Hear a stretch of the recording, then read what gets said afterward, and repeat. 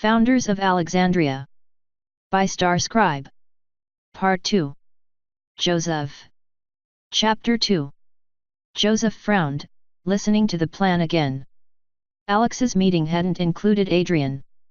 At first, he had thought it was because she wanted to lecture them about being nicer to Riley, and some pony had to stop the bug bunny from stumbling into the conversation. It had been, at first. But there were only so many different ways she could explain that Riley couldn't help what she'd been turned into and she needed their kindness. She showed a picture of a little girl, got everybody to feel guilty, and promised that she would personally take responsibility for any of Riley's bad behavior. It was all he could do not to fall asleep, and he mostly didn't. Until he heard his own name. Once I've got Riley out and we're driving away, Joseph grabs him and holds him still. He's got guns in there, so you can't let him reach them. I only need 10 seconds to find a good vein and get the sedative injected. Oliver folded his forelegs across the table. Probably less than that. I didn't like what I saw, his wing might already be gangrenous. It's possible it's even necrotic, and it's poisoning his blood. If so, I might have to amputate. Two voices shouted then, in perfect unison. One was Cloudy Skies, looking more shocked than angry. The other was Mariah, who hadn't only jerked into a standing position but was practically frothing at the mouth. Mariah was louder, and sitting right next to him, so he heard what she said over Cloudy. If you find out you have to amputate, you wake him up and tell him first. I don't care if you think you know better, it's his right to choose whether or not he'll let you do that. Helping him is one thing, I think we're doing the right thing. But if you try and make a life-changing decision like that without his consent, I'll shoot you myself. Joseph could feel the tension in her body, the fury in coiled muscles and saturated in every inch of her slight frame. He stared sideways in shock, uncomprehending. What had her so worked up? She turned and met his eyes, and somehow he knew she expected him to take her side.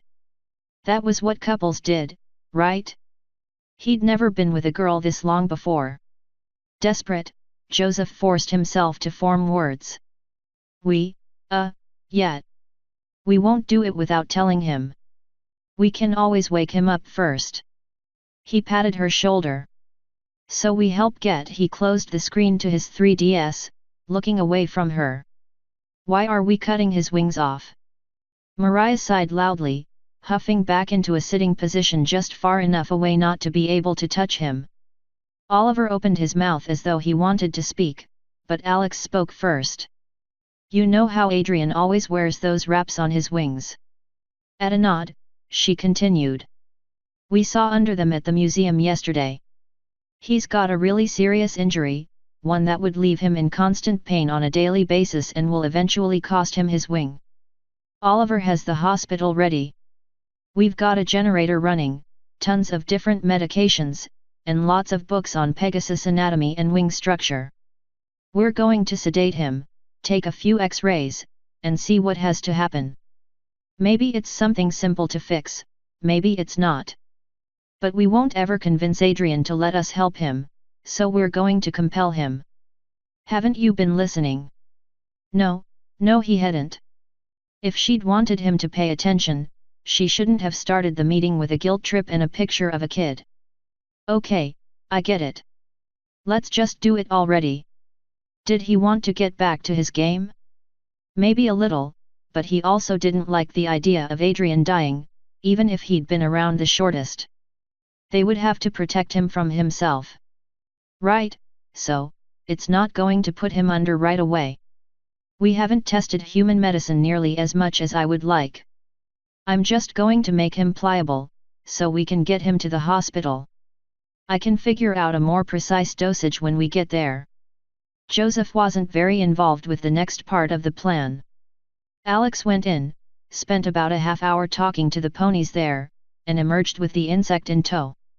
He pretended not to be watching, though of course he was staring.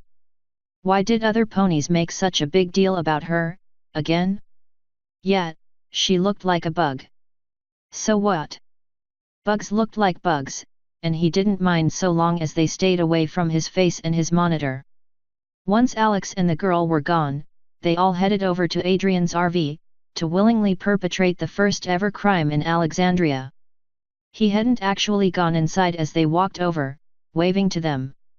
There was something feeble about the gesture, as though he barely had the strength to lift his limbs.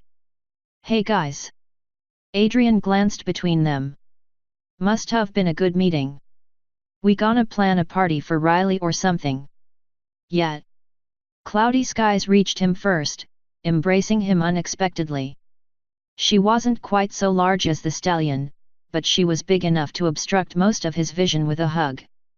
Oliver was able to get behind him, removing a prepared syringe. "It's going to be a your friend saw a doctor party. Now, Joe." Adrian shoved away from Cloudy, or he tried. That was when Joseph reached within himself, drawing upon the magic of his race. Alex had asked him several times to describe the sensation of casting a spell. Maybe, she had told him, if he could be detailed enough, she could recreate that same feeling in herself and master magic too. That had been in a simpler time, before they learned their assigned species had discrete differences. Even then, he had struggled. There was no deactivating the magical senses that came with his horn.